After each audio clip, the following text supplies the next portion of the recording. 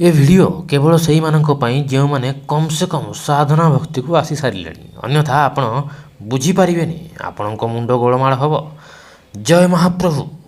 से मैंने सब कहते काठर मूर्ति जगन्नाथ को कहते काठर मूर्ति सी पुणी ओडिशा धराधाम जन्म नहीं। तेणुक साधना भक्ति अर्थ आप बुझीपारे भक्तिर प्रथम पाहाच। किंतु जेहेतु मोर पिता मत दुख लगे मत कष्ट हम मुझे छाड़देवी कौन मो पिता विषय कहते कौन कहि आज्ञा कहते काठर मूर्ति छि छि छि छि छि। तुम माता पिता भी दुख करथिबे रे कि छुआ जन्म देली मनीष भाया देखा जाउची किंतु दुई गोड़िया पशु हो गला। भागवत भी सब कथा कहूँ जी देखा तो जाऊँगी मनीष भाया किंतु अटे दुई पद पशु। दुनिया दुईटी निया दुनियार अर्थ कौन आज्ञा दुईटी नियार खेल। हाँ आपन पचारे कौ निया आप देखुना बाहागर बेलू आप झील बाछे भलसे झील ठीक अच्छी ना भूल अच्छी पैसा पत्र केते दौरान खाली पैसा पत्र कथा नुहे आज्ञा तापर स्टाटस मेंटेन हम झीलटी मो सहित जोड़ी भल मानुची कि जोड़ी छाड़ू मु पूरा भितर को जाऊँगी आज्ञा सत्संग हेल्ले पूरा भितर को जाऊँगी ये शारीरिक सुख मत के शारीरिक सुख मत बिछଣା उपर के सी भी देखा हो यार फिजिकाल ठीक अच्छी ना आगपट ठीक अच्छी पछपट ठीक अच्छी टे चलिकी देखदेल सब चलो आज्ञा दिया निया बेपार हो जीवन सारा मुझे पाली पोषी ते मुझे देखी अरे तोर सर्वस्व लुटि नेबी ये हूँ सत्यता जीवन सत्यता। किंतु बुझीपार ना माँ मैंने भली जाऊँच खाली बहुत निज गोड़ निजे ठिया हूँ जीवन को बुझंतु जीवनटा आमको शरीर कहीं मिली शरीर आमको कहीं मिली। अरे कुकुर बिलेर ये जीवन नुहे आहार निद्रा भय मैथुन अनन्य ये तो पशु भी नराणाम खाली खाइबा पीवा शोइबा छुआ जन्म करवा माने विवाह करवा घर बनवा ये तो पशु पक्षी भी कर पशु पक्षी आम भितर फरक कौन रहा कौन कहवा आज्ञा एमाने मनीष एमाने तो पशु पक्षी ठू विहीन हो गले कहीं पशु पक्षी भी तो से जो मुत बड़ देउलर पारारे नीलचक्र मोर आसारा पारा भी कहूँ जगन्नाथ मोर सबकि मनीष मैंने कहते तुम काठ को पूजा करछ बोली छी छी छी छी छी मिलता मनीष जन्म आउ मिलनी। जय श्री कृष्ण जय महाप्रभु श्री जगन्नाथ स्वामी माता माने सांग माने भक्तगण प्रभुजी केमिति अछंती आपण माने। अरे हाँ आज प्रथम यहाँ ये लिखिदी केवे लेखे नहीं बा केवे लेखे नहीं ये आसिक हृदय बाजिला लोक 4.5 कोटी ओडिया भितर जन्म हो मनीष जन्म पाई जगन्नाथ को छाड़ूना। अरे जितेबाला कृष्ण को निंदुल से जन्म राम को निंदीदेल अरे सुंदर देखा जाउची किंतु राजा ये भगवान नुह। अरे ये तो गाई चरौची गोपी मान पछे पछे दौड़ुची ये कौन भगवान हो। से जन्म जहाँ करूल अनंत जन्म पाई मैंने से जन्म भी थिल ग्यारेंटेड मु आगु भी कही मोर वीडियो देखिए आम अनंत जन्म पाई अनंत बार आम जगन्नाथ को देखी भगवान श्रीकृष्ण महाप्रभु जगन्नाथ महाप्रभु श्री राम नृसिंह देव को भी देखी किंतु सैया दोष देखी ये कौड़ भगवान हे अधा मनीष अधा पशु ये कौन भगवान हो पारे से भाई आज मोर कमेंट बक्स में भरी भरी आसूँ आज्ञा जे बुझीपार जो मैंने मिड़ेछ जो मैंने आमिष खाऊँ जो मैंने पियाज रसुण खाऊँ 4.5 कोटी ओडिया भितर महाप्रभु केड़े कष्ट जन्म देते केड़े कष्ट से क्वालिफाई कर जाइए। अरे स्कंद पुराण 18 अध्याय 4 वेद 108 उपनिषद भितर सबुठारु बड़ पुराण हूँ श्री स्कंद पुराण आ सबू ताठू छोट अल्प श्लोक अच्छी स्कंद पुराण रे वैष्णव खंड रे कहुच्छी उत्कल खंड रे कहुच्छी जे आपड़ जदि मनीष जन्म पाईगले सी भी पृथ्वी पृष्ठ रे पृथ्वी धराधाम रे सी पुणी भारत भूमि रे तापर जदि आपण उत्कल भूखंड रे कलिंग भूखंड रे पाईगले ताले आपन ठारू आउ भाग्यवान कहीं ना। मु बारंबार एक कथा को कही कहीं महाप्रभु श्री जगन्नाथ आम एत क्वालिफाइड जमीती कि आम एग्जाम दियंती कॉम्पिटिटिव एग्जाम जितेबाला आम कॉम्पिटिटिव एग्जाम दियंती से कौन हुए आज्ञा बहुत पिला आसता गणी हेनी किंतु बाछी बाछी बाछी बाछी रिटिन क्लीयर करेंगे रिटिन पर इंटरव्यू क्लीयर हम तापर पुणी अलग जिनस अच्छी अच्छा छाड़ू सी जिन मु एक्टर जेहेतु मुझे एक्टिंग करे एक्टर तेणुक मो रूल कथा कहूँ 100 पिला आसते 150 पिला आसते 150 पिला आसते से भितर आपंकर पुणी सुटिंग हम ऑडिशन ने ऑडिशन पर पुणी लुक टेस्ट हम से ऑडिशन कोटी कोटी कोटी कोटी कोटी कोटी कोटी कोटी 10 जन रे 10 जन पुणी गणी गणी 5 जन रे 5 जन पुणी जड़े आसो यही भाया आम क्वालिफाइड आज्ञा ମଣିଷ ଜନ୍ମରେ 4.5 କୋଟି ଓଡ଼ିଆ ଭିତରେ ଜନ୍ମ ହେଇଛେ। ଭାରତରେ ତ 100 କୋଟି 150 କୋଟି, ପୁଣି ଭାରତ ଛାଡ଼ିଦେଲେ ପୁଣି ବିଶ୍ୱରେ ପୃଥିବୀ ପୃଷ୍ଠରେ କେତେ ଲୋକ ଅଛନ୍ତି? 4.5 କୋଟି ଆମେ ଜଗନ୍ନାଥଙ୍କ ଦେଶରେ ଅଛନ୍ତି, କିନ୍ତୁ ସେମାନେ ବି ଜଗନ୍ନାଥଙ୍କୁ ଏମିତି ନିନ୍ଦା ଦେଉଛନ୍ତି। ଆରେ ଜଗନ୍ନାଥଙ୍କର କିଛି ହେବନି, ମୋ ହୃଦୟରେ ଲାଗିଲା, କାହିଁକିନା ମୋ ପରମ ପିତା, ମୋର ବନ୍ଧୁ, ମୋର ନିଜର ଲୋକଙ୍କୁ ଯଦି କହିବ ମୋତେ ଖରାପ ଲାଗିବନି? ପ୍ରୋବ୍ଲେମଟା ହେଉଛି ମୁଁ ପୋଲିସରେ କେସ୍ ଦେଇପାରିବିନି, କାହିଁକିନା ଜଗନ୍ନାଥ ବି ଦୁଃଖୀ ନୁହନ୍ତି। ସିଏ ଜାଣିଛନ୍ତି ଲୋକ ଭୁଲ କଲେ ତାଙ୍କୁ ଦଣ୍ଡ ମିଳିବ, ଯିଏ ଭଲ କାମ କରିବ ତାକୁ ପୁଣ୍ୟର ଫଳ ମିଳିବ। ତେଣୁକରି ଯେତେବେଳକୁ ସେମାନେ ସବୁ କହୁଛନ୍ତି କାଠର ମୂର୍ତ୍ତି, ଜଗନ୍ନାଥଙ୍କୁ କହୁଛନ୍ତି କାଠର ମୂର୍ତ୍ତି, ସିଏ ପୁଣି ଏ ଓଡ଼ିଶା ଧରାଧାମରେ ଜନ୍ମ ନେଇ, କ'ଣ କହିବା ଆଜ୍ଞା? ଏମାନେ ମଣିଷ? ଏମାନେ ତ ପଶୁପକ୍ଷୀଠୁ ବି ହୀନ ହେଇଗଲେ। କାହିଁକିନା ପଶୁପକ୍ଷୀ ବି ତ ସେ ଯେଉଁ ମୁଁ ତ ବଡ଼ ଦେଉଳର ପାରାରେ ନୀଳଚକ୍ର ମୋର ଆଶାରା, ପାରା ବି କହୁଛି ଯେ ଜଗନ୍ନାଥ ମୋର ସବୁ କିଛି। ଏ ମଣିଷମାନେ କହୁଛନ୍ତି ତୁମେ କାଠକୁ ପୂଜା କରୁଛ ବୋଲି। ଛି ଛି ଛି ଛି ଛି। ମିଳିଥିଲା ମଣିଷ ଜନ୍ମ, ଆଉ ମିଳିବନି। ଏବେ ଯାଅ 84 ଲକ୍ଷ ଯୋନିରେ ବୁଲ। ଭୁଲରେ ମିଳିଥିଲା, କ୍ୱାଲିଫିକେସନ୍ କରିଥିଲ ପୂର୍ବ ଜନ୍ମକୁ ପୁଣ୍ୟ ଭକ୍ତି ବଳରେ, ତାକୁ ନଷ୍ଟ କରିଦେଲ ତମମାନେ ସବୁ। ତେଣୁକରି ମୋତେ ଏଇଟା କହିବାକୁ ପଡ଼ିଲା ଆଜ୍ଞା, ଯେଉଁ ଡିସକ୍ଲେମର୍ ମୁଁ ଫାଷ୍ଟ ଦେଇଛି। କ'ଣ କରାଯାଇପାରିବ? ବଡ଼ ଦୁଃଖ ହୁଏ, କିନ୍ତୁ ସେ ଗୋବିନ୍ଦ ବୁଝିବ। ଆକ୍ଚୁଆଲି ମହାପ୍ରଭୁ ଶ୍ରୀ ଜଗନ୍ନାଥ କାହାକୁ କିଛି ଅନିଷ୍ଟ କରନ୍ତି ନାହିଁ, କିନ୍ତୁ ତାଙ୍କର ସେବକ ଦେବୀ ଦେବତାମାନେ ଯେତେବେଳେ ଏ କଥା ଜାଣନ୍ତି, ଭାଗବତରେ କ୍ଲିଅରଲି ଲେଖା ହେଇଛି। ମହାପ୍ରଭୁ ଶ୍ରୀ ଜଗନ୍ନାଥଙ୍କର ଗ୍ରନ୍ଥ ରୂପୀ ଅବତାର ହେଉଛି ଶ୍ରୀମଦ୍ ଭଗବତ ଗୀତା ଆଉ ଶ୍ରୀମଦ୍ ଭାଗବତମ୍। ଶ୍ରୀମଦ୍ ଭାଗବତରେ କ୍ଲିଅରଲି ଲେଖା ହେଇଛି, ଯଦି ଆପଣ କୃଷ୍ଣ ଜଗନ୍ନାଥଙ୍କୁ ଅପମାନ କରିବେ, ଆପଣଙ୍କୁ ବୈଷ୍ଣବ ନିନ୍ଦା ତ ଲାଗିବ। ଯେହେତୁ ମୁଁ ବୈଷ୍ଣବ, ଆପଣ ମୋ ଉପରେ ଆକ୍ଷେପ କରିଛନ୍ତି, ଆଉ ବୈଷ୍ଣବ ନିନ୍ଦା ତ ଲାଗିବ, ଅପରାଧ ତ କରିବେ, ବୈଷ୍ଣବ ଅପରାଧ ତ କରିବେ। କିନ୍ତୁ ତାପରେ ଦେବୀ ଦେବତା ବି ଆପଣଙ୍କୁ ଶାସ୍ତି ଦେବେ ଏ ଜନ୍ମରେ, ତାପରେ ମରିସାରିଲା ପରେ ମଧ୍ୟ ପିତୃଲୋକରେ, ତାପରେ ପୁଣି ଯମଲୋକରେ। 28ଟି ଯମଲୋକ ଅଛି, ଆପଣ ସମସ୍ତେ ଜାଣିଥିବେ ଗରୁଡ଼ ପୁରାଣ ହିସାବରେ, ଶ୍ରୀମଦ୍ ଭାଗବତ ମହାପୁରାଣ ହିସାବରେ, ଶିବପୁରାଣ ହିସାବରେ। ତାପରେ ପୁଣି ଅନନ୍ତ ଯମଲୋକ ଅଛି, ପିତୃଲୋକ। ଆମର ଯେଉଁ ପୃଥିବୀ ଲୋକ ଅଛି, ଆମର ଯେଉଁ ବ୍ରହ୍ମାଣ୍ଡ, ପୃଥିବୀ ଲୋକରୁ ଟିକେ ତଳକୁ ଗଲେ ପିତୃଲୋକ ଅଛି। ପିତୃଲୋକ ପରେ ମାନେ ଆମର ନର୍କ ଲୋକ ଆରମ୍ଭ ହେଇଯିବ। ସେଠି ଯମରାଜ ଅଛନ୍ତି। ଏସବୁକୁ ମିଛ ଭାବିବା ଉଚିତ ନୁହେଁ। ଯେତେବେଳେ ଚୋର ଚୋରି କରେ, ସେ ଜାଣିଥାଏ ଯେ ଧରା ପଡ଼ିଲେ ଜେଲ୍ ଯିବି, କିନ୍ତୁ କ'ଣ କାହିଁକି ଚୋରି କରେ ଆଜ୍ଞା? କାହିଁକିନା ଜାଣିଛି ପିଠି ଗୋଲୁ ହେଉଛି ତାର, ଚାଲିବ ତାର, କିଛି ଅସୁବିଧା ନାହିଁ।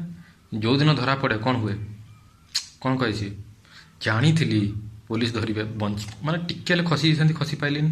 ସେଇଭଳିଆ ଆଜ୍ଞା ପାପକର୍ମ କରିଚାଲିଛନ୍ତି, ବୈଷ୍ଣବ ନିନ୍ଦା କରିଚାଲିଛନ୍ତି। ମହାପ୍ରଭୁ ଶ୍ରୀ ଜଗନ୍ନାଥ, ବଡ଼ ଠାକୁର, ବଳିଆର ଭୁଜ, ମହାମାୟା ମା ସୁଭଦ୍ରା, ସୁଦର୍ଶନ ମହାରାଜକୁ ଆପଣ ଅପମାନିତ କରୁଛନ୍ତି। ତାଙ୍କର ତ କିଛି ହେବ ନାହିଁ, କିନ୍ତୁ ଦେବୀ ଦେବତାମାନେ ଆପଣଙ୍କର କଥା ଠିକ୍ ନେବେ। ତେଣୁକରି ମୋତେ ଏସବୁ କହିବାକୁ ପଡ଼ିଲା। ମୁଁ କହିବିନି ଆଉ କିଏ କହିବ? ଜଗନ୍ନାଥ ଦେଶରେ ଜନ୍ମ ହୋଇ ଯିଏ ମୋତେ ଭାତ ଦେଉଛି, ମୋ ମୁହଁରେ ନେଇକି ଯିଏ ମହାପ୍ରସାଦ ପୂରେଇ ଦେଉଛି, ମୋ ପେଟକୁ ଯିଏ ସମ୍ଭାଳୁଛି, ପେଟ ପାଇଁ ତ ସବୁ ନାଟନା ଆଜ୍ଞା। ଯଦି ମୋ ପିତା, ମୋର ବାପ ମହାପ୍ରଭୁ ଶ୍ରୀ ଜଗନ୍ନାଥ ମୋ ପାଇଁ କରୁଛି, ମୋ ବାପ ନାଁରେ ତୁମେ କହିବ ଏମିତି ଜିନିଷ? ଖାଲି ଅସୁବିଧା ହେଉଛି ମୁଁ କେସ୍ ଦେଇପାରୁନି। କାହିଁକିନା ଏ ଯେଉଁ ସମ୍ବିଧାନ, କ'ଣ କହିବି ଏ ସମ୍ବିଧାନକୁ? ଏବେକାର ସମ୍ବିଧାନ ସେ କହିବେ ସମସ୍ତଙ୍କର ପର୍ସନାଲ ଜିନିଷ, କିଏ ନାସ୍ତିକ ଆସ୍ତିକ ଆମେ କେମିତି ଜାଣିବୁ ଆଜ୍ଞା? ଇଏ ହେଉଛି ସନାତନୀ ହିନ୍ଦୁ ରାଷ୍ଟ୍ର। ଏସବୁ ସମ୍ବିଧାନ ବି ଚେଞ୍ଜ ହେବା ଦରକାର। ତେଣୁକରି ସାଧନା ଭକ୍ତିର ଅର୍ଥ ଆପଣ ବୁଝିପାରୁଥିବେ। ଭକ୍ତିର ପ୍ରଥମ ପାହାଚ, ଯେ ଜଗନ୍ନାଥଙ୍କ ଉପରେ ବିଶ୍ୱାସ କରୁଛି, ଯେ ଜଗନ୍ନାଥଙ୍କୁ ପାଇବା ରାସ୍ତାରେ ଆଗକୁ ବଢ଼ିଛି, ତାର ପ୍ରଥମ ପାହାଚ, ପ୍ରଥମ ସିଡ଼ି ହେଉଛି ସାଧନା ଭକ୍ତି। ଆଉ ଯିଏ ବି ଏ ଭିଡ଼ିଓ ବର୍ତ୍ତମାନ ପର୍ଯ୍ୟନ୍ତ ଦେଖିସାରିଲେଣି, 6 ମିନିଟ୍ କ୍ରସ୍ କରିସାରିଲେଣି ଏ ଭିଡ଼ିଓ, ଯଦି ଆପଣମାନେ ବର୍ତ୍ତମାନ ଦେଖୁଛନ୍ତି ବର୍ତ୍ତମାନ ପର୍ଯ୍ୟନ୍ତ, ତାମାନେ ନିଶ୍ଚିତ ଭାବରେ ଆପଣ ସାଧନା ଭକ୍ତିର ଉପରକୁ ଯାଇସାରିଛନ୍ତି, କିମ୍ବା ମିନିମମ୍ ଆଟଲିଷ୍ଟ ଆପଣ ସାଧନା ଭକ୍ତିରେ ଅଛନ୍ତି। ତେଣୁକରି ମୁଁ ଆପଣଙ୍କୁ ପ୍ରଥମରୁ କହିଥିଲି, ଯେଉଁମାନେ ସାଧନା ଭକ୍ତି କରୁନାହାନ୍ତି ସେମାନେ ଯାଇପାରନ୍ତି, ସେ ବୁଝିପାରିବେନି। ସେ ସବୁ ମ୍ଲେଚ୍ଛ, ଯେଉଁଟା ମହାପ୍ରଭୁ ଶ୍ରୀ ଜଗନ୍ନାଥ କଳ୍କି ଅବତାରରେ କୁହାଯାଇଛି, ମ୍ଲେଚ୍ଛମାନଙ୍କୁ ସେ 12 ହାତ ଖଣ୍ଡାରେ ସିଏ ତାଙ୍କର ବିନାଶ କରିବେ। यदा यदा हि धर्मस्य ग्लानिर्भवति भारतम अभ्युत्थानम् अधर्मस्य तदात्मानं सजाम्यहम् परित्राणे साधूनां विनाशाय च दुष्कृतं धर्म संस्थापनार्थाय संभवामि युगे युगे। ये तो हम निश्चित भाव आज्ञा, किंतु जेहेतु मोर पिता मत दुख लगे, मत कष्ट हम, मुझे छाड़देवी कौन? मो पिता विषय कहते कौन कहि आज्ञा? कहते काठर मूर्ति। छि छि छि छि छि। तुम माता पिता भी दुख करुवे रे, कि छुआ जन्म देली मनीष भाया देखा जाऊँगी, किंतु दुई गोड़िया पशु हो गला। भागवत भी सब कथा कहूँ, जी से देखा तो जाऊँगी मनीष भाया, किंतु ଅଟେ ଦୁଇ ପଦ ପଶୁ। ହଁ, ଛାଡ଼ନ୍ତୁ କ'ଣ କୁହାଯିବା। ଆମେ ତ ମହାପ୍ରଭୁ ଶ୍ରୀ ଜଗନ୍ନାଥଙ୍କର ଚର୍ଚ୍ଚା କରିବା, ବିଷ୍ଣୁର ଚର୍ଚ୍ଚା କରିବା, ଗୋବିନ୍ଦର ଚର୍ଚ୍ଚା କରିବା, କୃଷ୍ଣଙ୍କର ଚର୍ଚ୍ଚା କରିବା, ରାମଙ୍କର ଚର୍ଚ୍ଚା କରିବା, ମହାପ୍ରଭୁ ଶ୍ରୀ ନୃସିଂହନାଥଙ୍କର ଚର୍ଚ୍ଚା କରିବା। ଦୁନିଆ, ଦୁନିଆ, ଦୁଇଟି ନିଆଁ। ଦୁନିଆର ଅର୍ଥ କ'ଣ ଆଜ୍ଞା? ଦୁଇଟି ନିଆଁର ଖେଳ। ହଁ, ଆପଣ ପଚାରିବେ କେଉଁ ନିଆଁ? ଏନ୍ତୁଡ଼ିଶାଳର, ଜନ୍ମ ବେଳେ ଏନ୍ତୁଡ଼ିଶାଳର ନିଆଁ, ଆଉ ଗୋଟେ ଜୁଇର ନିଆଁ। ଏଇ ଭିତରେ ତ ଆମ ଜୀବନ, ନା ଆଠୁ କିଛି ଅଧିକା ଅଛି? ଏଇ ଦୁଇଟା। ଇଏ ହେଉଛି ଦୁନିଆ। ଦୁନିଆ, ଦୁନିଆ। ଦିଆ ନିଆ, ଦେ ନେ, ନେ ଦେ, ଦେ ନେ ଦେ। ଦୁନିଆ। ନିଅ, ଦିଅ, ବେପାର ଚାଲିଛି। ଇଏ ହେଉଛି ଦୁନିଆ। ଦୁନିଆର ଅର୍ଥ ହେଉଛି ଆଜ୍ଞା ଏ ସଂସାର, ଯେଉଁଠି ନିଆଁ ଦିଆ ବେପାର ହୁଏ। ଆମର ଭୌତିକ ଜଗତ, ଯେଉଁ ପଞ୍ଚମହାଭୂତ ଆପଣ ଦେଖୁଛନ୍ତି, ମାଟି, ପାଣି, ପବନ, ଆକାଶ, ତାପରେ ଅଗ୍ନି, ବାସ୍ ଏତିକି। ଏ ଯେଉଁ ପଞ୍ଚମହାଭୂତରେ ଯେଉଁ ଆମ ଶରୀର ତିଆରି ହେଇଛି ସବୁ ଜିନିଷ, ଇଏ ହେଉଛି ଭୌତିକ ଜଗତ। ଏଠି ଦିଆ ନିଆଁ ଚାଲେ। ଏଠି ଦୁଇଟି ନିଆଁ, ଏନ୍ତୁଡ଼ିଶାଳର ନିଆଁ ଆଉ ମରିଲା ବେଳକୁ ଜୁଇର ନିଆଁ। ତେଣୁକରି ଇଏ ହେଉଛି ଦୁନିଆ।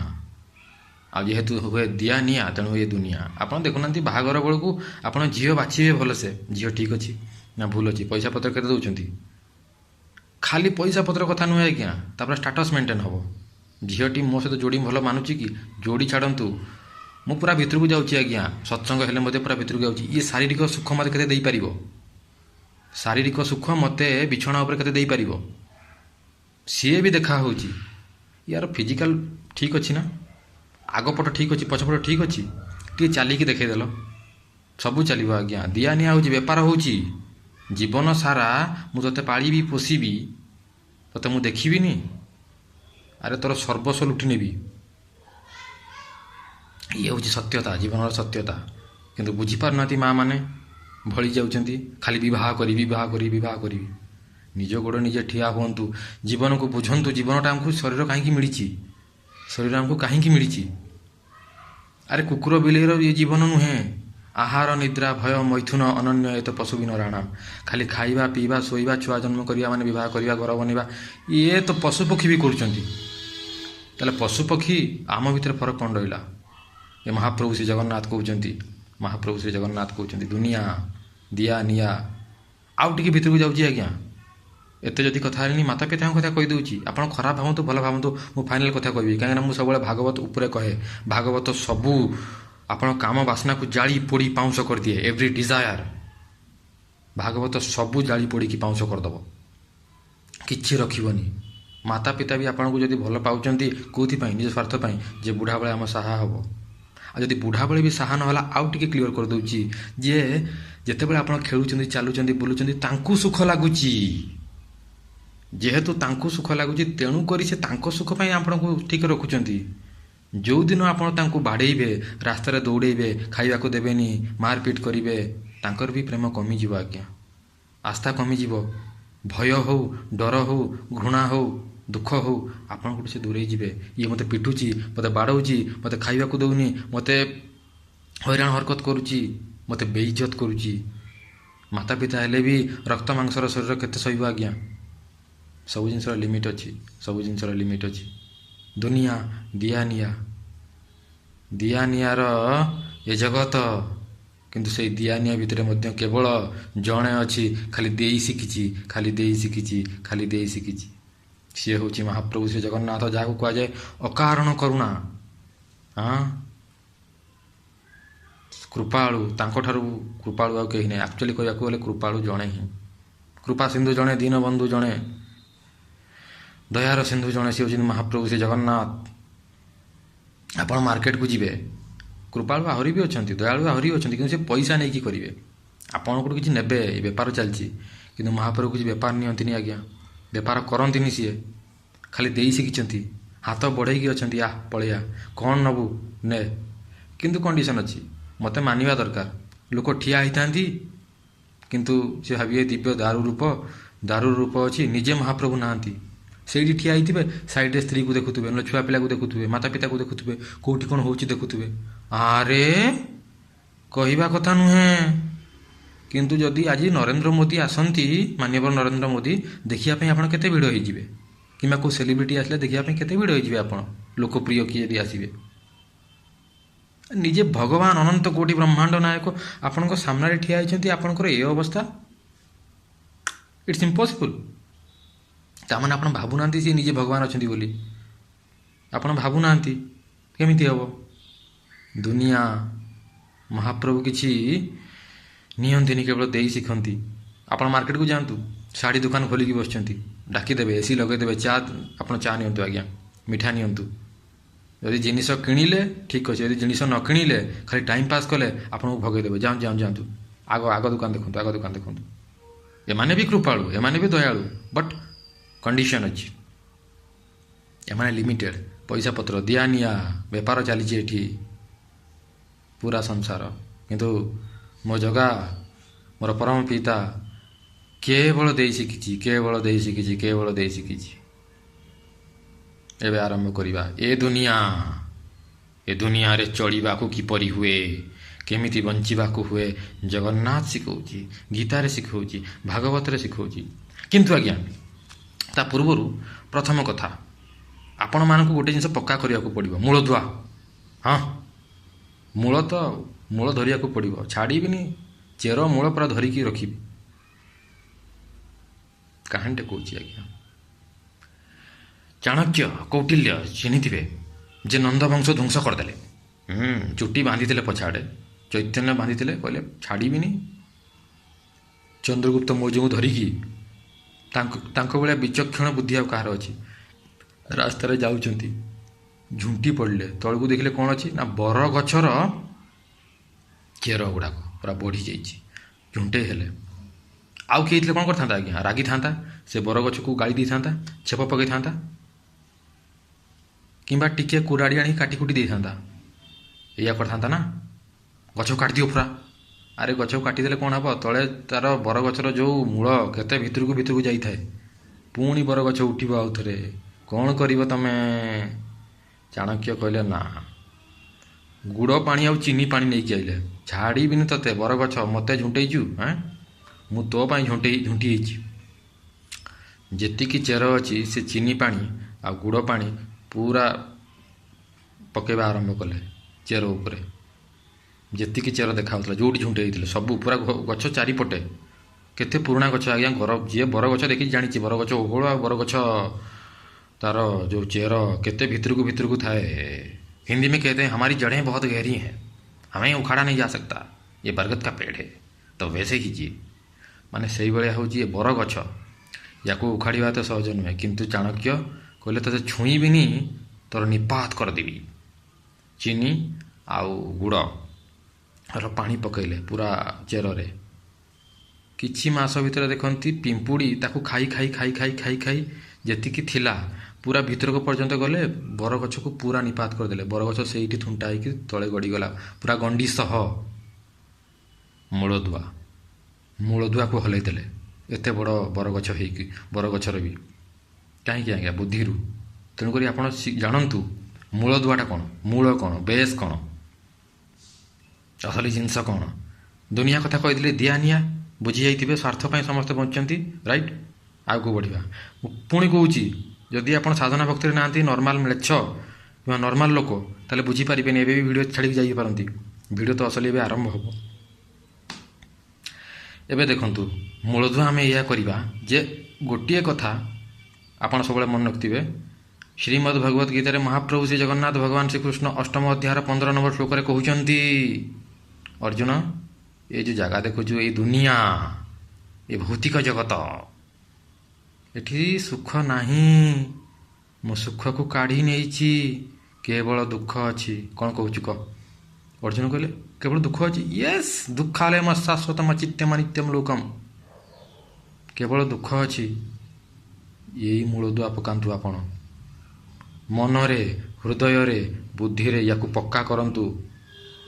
କୌଣସି ମତେ କଳେ ବଳେ କୌଶଳେ ଆପଣ ଜାଣି ରଖନ୍ତୁ, ସୁଖ ନାହିଁ। ଇଏ ହେଉଛି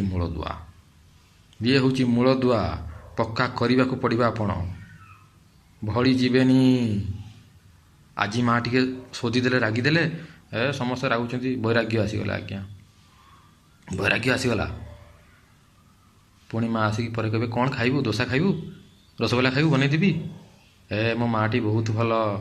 ହେଇ ପୁଣି ପଳେଇଲା ବୈରାଗ୍ୟ, ପୁଣି ଆଟାଚମେଣ୍ଟ ହେଇଗଲା ମା ସହିତ, ସଂସାର ସହିତ। ଏଇଠି ଭୁଲ କଲେ ଆପଣ, ମୂଳଦୁଆ ଆପଣଙ୍କର ଷ୍ଟ୍ରଙ୍ଗ ନାହିଁ। ଭକ୍ତି କରିବେ କେମିତି? ଭକ୍ତି ହେଇପାରିବନି ଆଜ୍ଞା। ମୂଳଦୁଆ ହେଉଛି ଏଇଆ, ସଂସାରରେ ସୁଖ ନାହିଁ। ସମସ୍ତେ ନିଜର ସ୍ୱାର୍ଥ ଚାହୁଁଛନ୍ତି। ସ୍ତ୍ରୀ ସହିତ ଝଗଡ଼ା ହେଲା, ସ୍ୱାମୀ ସ୍ତ୍ରୀ ଝଗଡ଼ା କଲେ, କିଛି ସମୟ ପରେ ପୁଣି ଆଉଥରେ ମିଶିଗଲେ। ଇଏ ତ ଖେଳ। କିନ୍ତୁ ମିଶିଲେ କାହିଁକି? କାହିଁକିନା ସେ ଜାଣିଛନ୍ତି କେଉଁଠି ନା କେଉଁଠି ତ ଦୁନିଆରେ ସୁଖ ଅଛି। ଗୀତା ଟିକେ ପଢ଼ିଥାନ୍ତେ, ଜାଣିଥାନ୍ତେ ମହାପ୍ରଭୁ ଶ୍ରୀ ଜଗନ୍ନାଥ ଯିଏ ଦୁନିଆ ବନେଇଛି, ସେ ନିଜେ କହୁଛି ଭାଇ ଏଠି ସୁଖ ନାହିଁ। ତୁ କେଉଁ ହିସାବରେ ସୁଖ ଖୋଜୁଛୁ? ସୁଖ କେଉଁ ହିସାବରେ ତୁ ଖୋଜୁଛୁ? ତୋର ବ୍ରେନ୍ ଖରାପ ଅଛି ବୋଧେ, ଉପର ମହଲା ଖାଲି ଅଛି ବୋଧେ। ଆପଣ ଦେଖୁନାହାନ୍ତି, ଆଳୁ ଗୋଦାମକୁ ଯିବେ, ଆଳୁ ଗୋଦାମରେ ଯାଇକି ଆପଣ ମାଗିବେ 2 କିଲୋ ଚିନି ଦେଲ। ଆଗେ ସିଏ ଆପଣଙ୍କୁ ଦେଖିବେ ଗୋଦାମବାଲା, ତାପରେ କହିବେ ନାଇଁ ଆଜ୍ଞା ଇଏ ଆଳୁ ଗୋଦାମ, ଚିନି ଏଠି ମିଳେନି। ତଥାପି ଆପଣ ମାଗିବେ, କିନ୍ତୁ ମୋତେ ଚିନି ଦରକାର, ଚିନି ଦିଅନ୍ତୁ। ତାପରେ ସେମାନେ କହିବେ ଆପଣଙ୍କର ଉପର ମହଲା ଖାଲି ଅଛି କି? ଆପଣ ଠିକ୍ ଜିନିଷ ମାଗୁଛନ୍ତି, ଚିନି ଆପଣଙ୍କର ଦରକାର, କିନ୍ତୁ ଭୁଲ ଜାଗାରେ ମାଗୁଛନ୍ତି। ଆପଣ ଚିନି ଗୋଦାମକୁ ଯାଆନ୍ତୁ କିମ୍ବା କେଉଁ ଦୋକାନକୁ ଯାଆନ୍ତୁ ଯେଉଁଠି ଚିନି ମିଳୁଥିବ, ସଉଦା ଦୋକାନ, ତେଜରାତି ଦୋକାନ। ଆପଣ ଆଳୁ ଗୋଦାମରେ ଚିନି ମାଗିଲେ ଆମେ କେଉଁଠି ଦେବୁ ଆପଣଙ୍କୁ?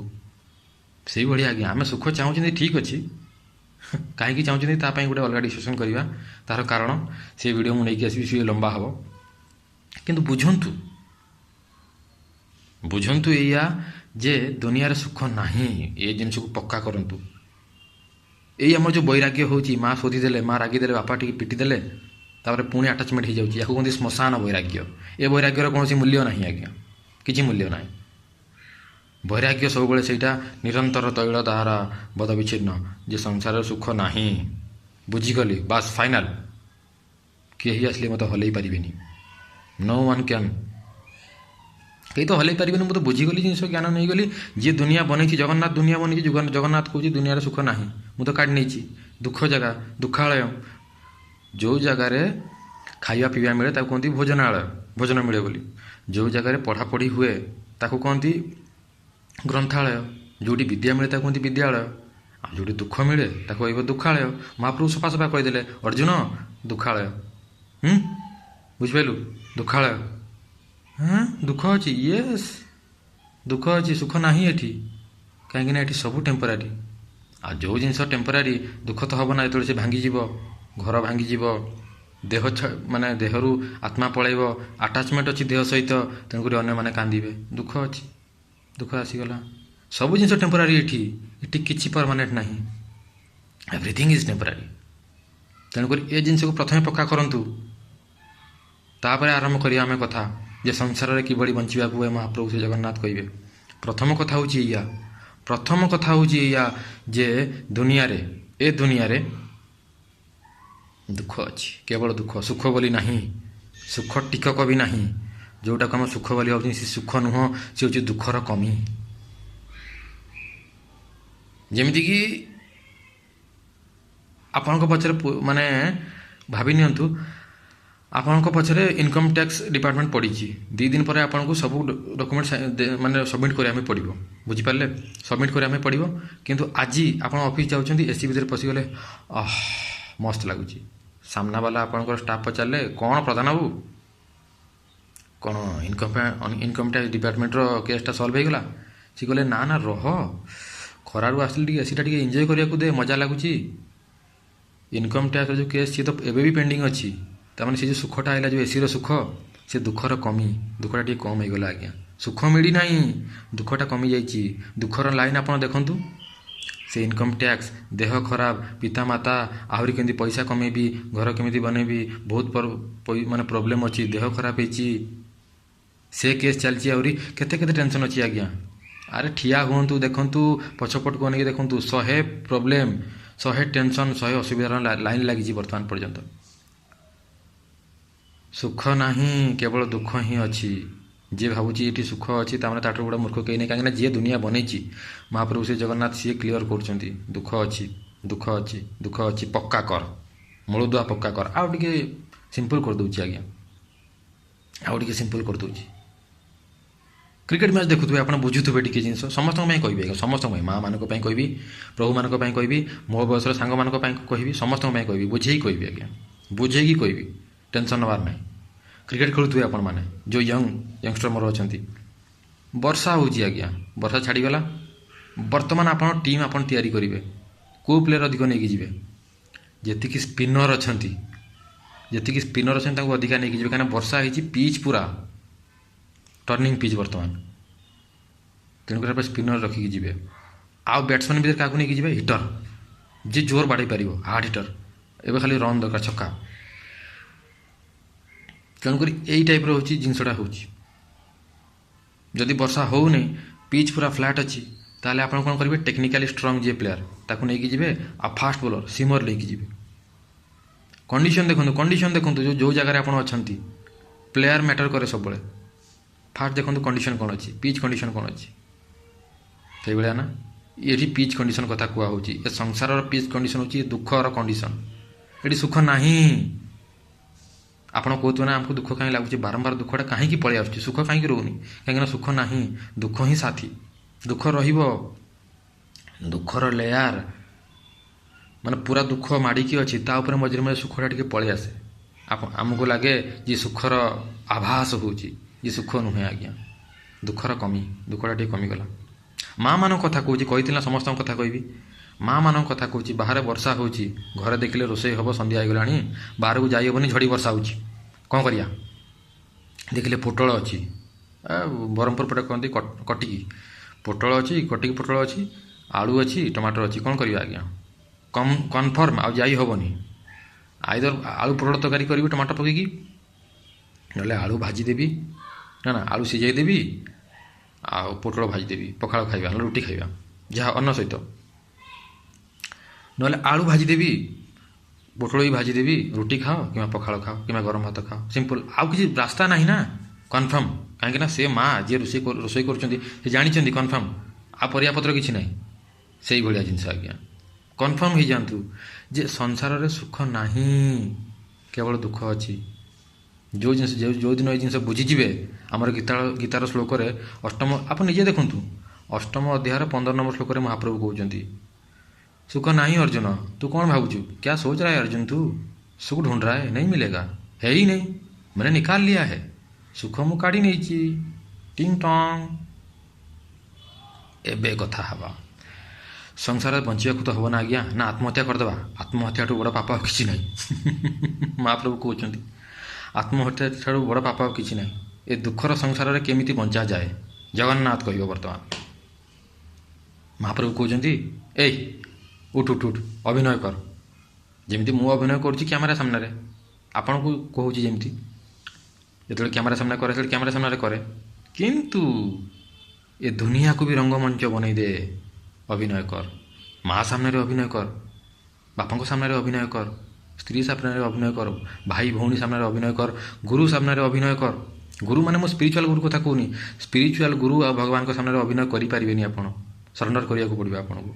भौतिक गुरु कथा कहूँ जी आपको पाठ पढ़ाऊँ, बापा आज रागिदे आपन को, कहीं रागिले चिंता करूँ, आपड़ किसी भूल करते कि, जदि भी आप भूल करना सही जातु, बेस्ट एक्टर हो बाहर, आ से बेस्ट एक्टर अवार्ड किए देवे आपको, जगन्नाथ निजे देवे, मला बेलू देखिए बढ़िया एक्टिंग कलु यार, बढ़िया एक्टिंग कलु बापा, मुझे आपको बहुत भल पाऊँ, मुहर कही दिंतु, पूरा एक्सप्रेशन दिंतु, किंतु हृदय किए अच्छे आज्ञा, जगन्नाथ जगन्नाथ जगन्नाथ। भगवान यही कथा कहते, हृदय मत रख, सबू कम कर, ते कि हेनी, आई प्रॉमिस यू, मु ते प्रॉमिस करुच्ची, एटा मोर शपथ अर्जुन, जेकोसी जीव जदि हृदय मत रखी,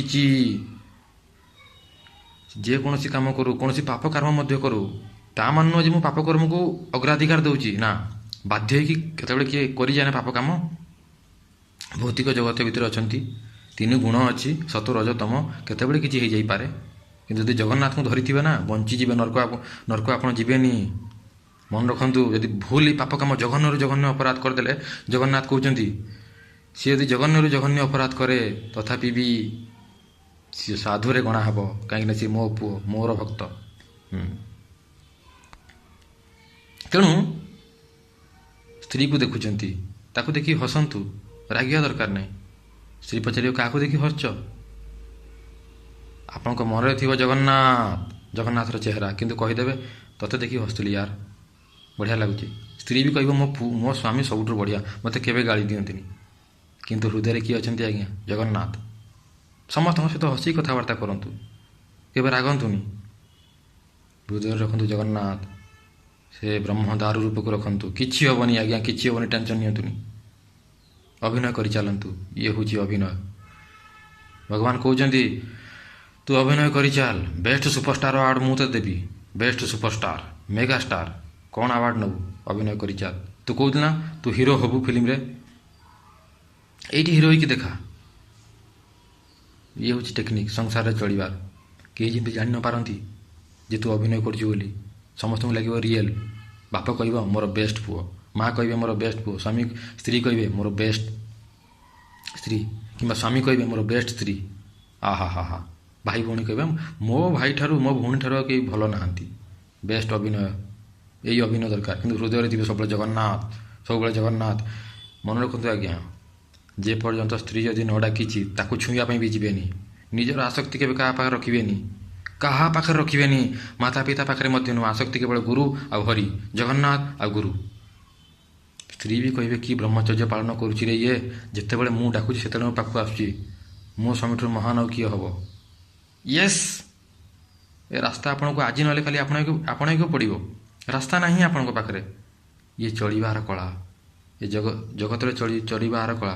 ଯଦି ଆପଣ ଚାହୁଁଛନ୍ତି, ଭାବୁଛନ୍ତି ଯେ ଜଗତରେ ଆପଣଙ୍କୁ କିଏ ସାହାଯ୍ୟ କରିଦେବ, କିମ୍ବା କାହାଠୁ ଆପଣ ସୁଖ ଇଚ୍ଛା କରୁଛନ୍ତି, ସୁଖର ଆଶା ରଖିଛନ୍ତି, ତାହେଲେ ଆପଣଙ୍କଠୁ ମୂର୍ଖ ଆଉ କେହି ନାହିଁ ଆଜ୍ଞା। କାହିଁକିନା ଯେଉଁ ଗୋଦାମରେ ସୁଖ ନାହିଁ, ଆପଣ ସୁଖ ଖୋଜିଲେ ମିଳିବ କେଉଁଠୁ ଆଜ୍ଞା? ସିଏ ଆପଣଙ୍କୁ ଲୁଟିବା ପାଇଁ ଆସିଛି। ଆପଣଙ୍କ ଯେଉଁ ସ୍ତ୍ରୀ, ସେ ଲୁଟିବା ପାଇଁ ଆସିଛି, କିମ୍ବା ଆପଣଙ୍କର ସ୍ୱାମୀ ଆପଣଙ୍କୁ ଲୁଟିବା ପାଇଁ ଆସିଛି। ବାହା ତ ସେଇଥିପାଇଁ ସେ ହେଇଥିଲା ନା। କେଉଁ ଦିନ ପାଇଁ ବାହା ହେଇଥିଲା? ଆପଣଙ୍କ ସହିତ ବସିକି ସେ ହରେ କୃଷ୍ଣ କୀର୍ତ୍ତନ କରିବା ପାଇଁ, ନା ଜଙ୍ଗଲକୁ ଯିବା ପାଇଁ? ତାର ବି ପଇସା ପତ୍ର ଦରକାର, ସିଏ ବି ଟିଭି ଦେଖିବ, ସିଏ ବି ଏନ୍ଜୟ କରିବ, ସେଥିପାଇଁ ସିଏ ଆସିଛି। ସେ ସ୍ତ୍ରୀ ହଉ ସ୍ୱାମୀ ହଉ, ବେପାର ଚାଲିଛି ଆଜ୍ଞା। ଦୁନିଆ ଦୁଇଟି ନିଆଁ, ଦିଆ ନିଆଁ।